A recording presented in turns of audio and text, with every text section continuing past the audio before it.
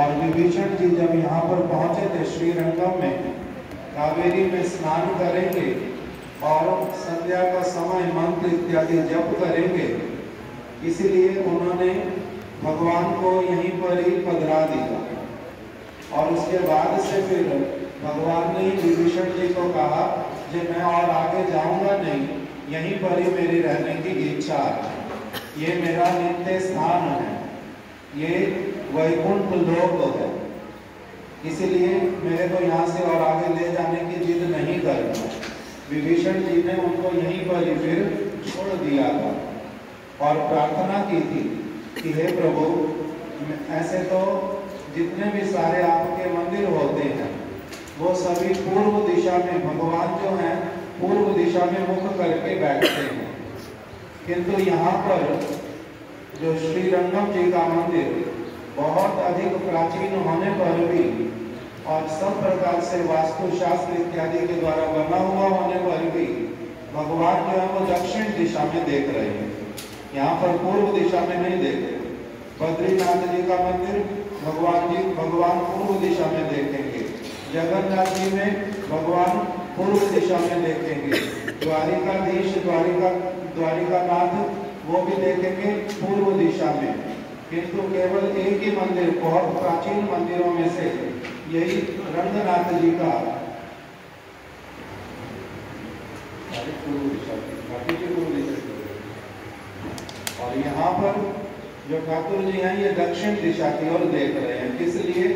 क्योंकि विभीषण का जो स्थान जहाँ पर वो भगवान रामचंद्र के द्वारा राजा बनाए गए थे श्रीलंका, वो यहीं से दक्षिण दिशा की ओर, इसलिए विभीषण जो थे वो वहीं पर ही भगवान को नित्य प्रति वहीं से प्रणाम करके दर्शन करके तब फिर वो अपना काम करते थे। इसलिए यहाँ का मंदिर जो है वो दक्षिण दिशा की ओर मुख करके है।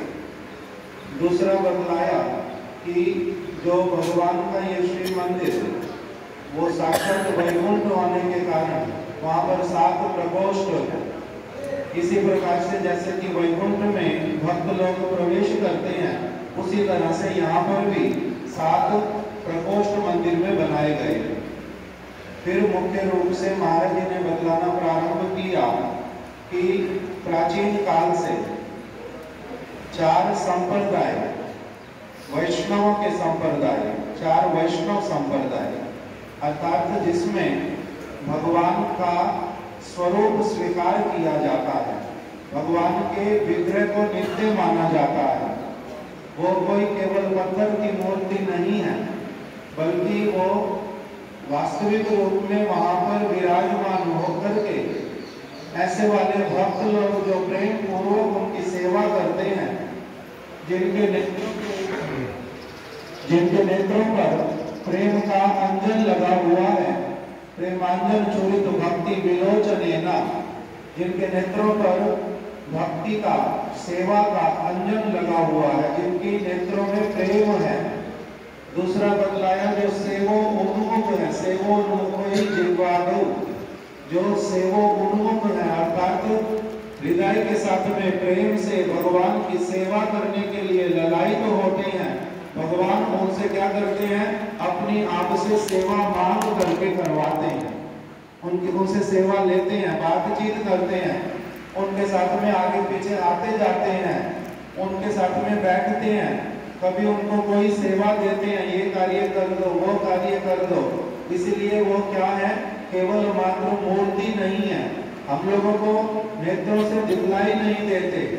जैसे अगर मेघों से सूर्य ढका हुआ हो तो हमें सूर्य दिखलाई नहीं देता, हमें क्या लगता है कि सूर्य को बादलों ने ढक लिया, किंतु सूर्य को मेघ बादल नहीं ढक सकते, हमारी आंखों को ढकते हैं।